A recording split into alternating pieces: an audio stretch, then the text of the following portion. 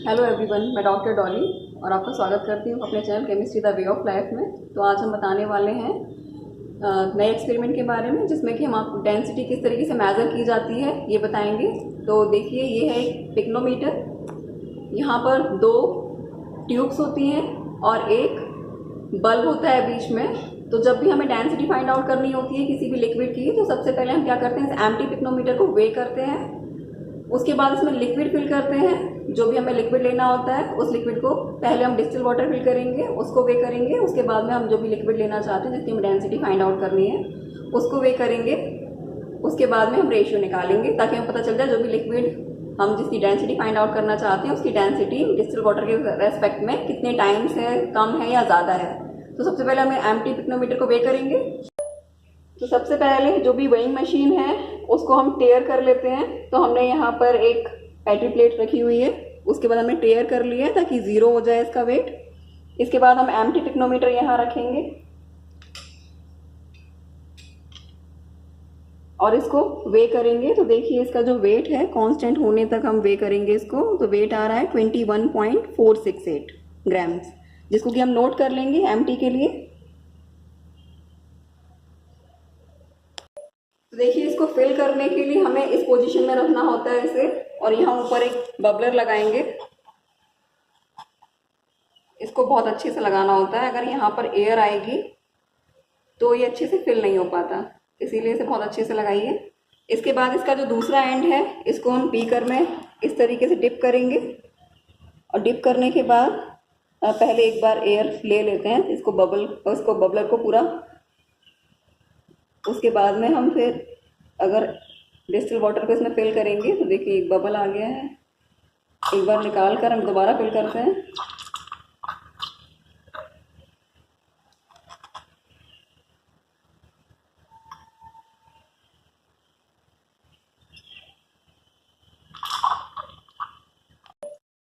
तो देखिए, इस तरीके से फिल कर लेते हैं। इसमें कोई बबल नहीं होना चाहिए ताकि इसमें पूरा जितना भी वॉल्यूम है इसका फिक्स वॉल्यूम इसके अंदर आ जाए, और जब हम दोबारा लिक्विड का वॉल्यूम फिल करेंगे तो वो भी फिक्स इतना ही लेना होता है ताकि वॉल्यूम फिक्स रहे।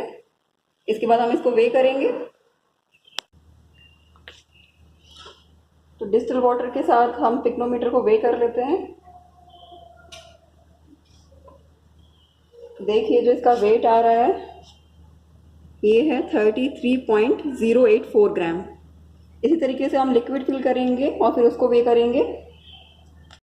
अब हमने एक अननोन सॉल्यूशन लिया है जिसकी कि हमें डेंसिटी फाइंड आउट करनी है। अब इसको भी हम इसके अंदर फिल कर लेंगे। देखिए, इसको भी फिल कर लेते हैं इस तरीके से। अब हम वे करेंगे इसको।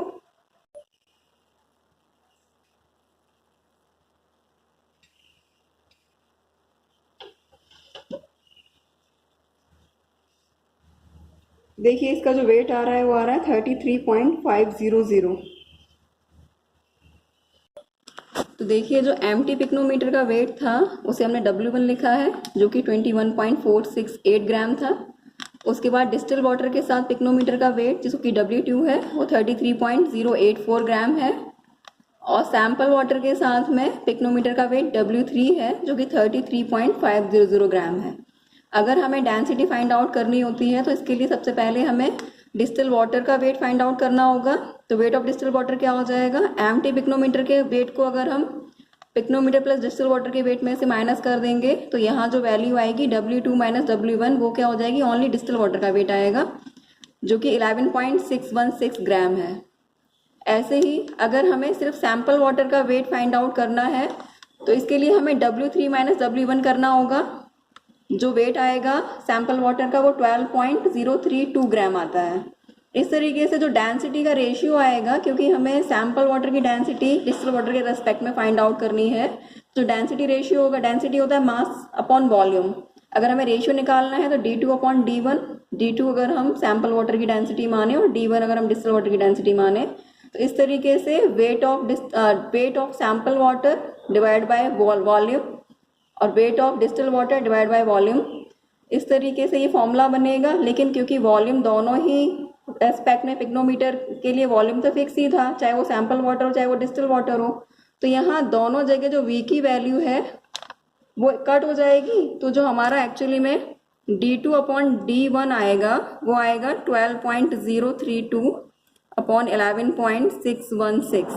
तो देखिए ऊपर वाली वैल्यू बड़ी है, नीचे वाली वैल्यू छोटी है। इससे साफ पता चलता है कि यहाँ जो भी वैल्यू आएगी वो 1.1 समथिंग ही आएगी। इसका मतलब जो भी सैम्पल वाटर था वो सैम्पल वाटर डिस्टिल वाटर से ज़्यादा डेंसिटी वाला है। इसका मतलब उसकी डेंसिटी डिस्टिल वाटर से हाई है।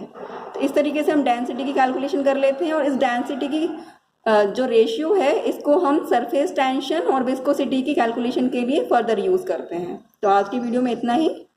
Thank you.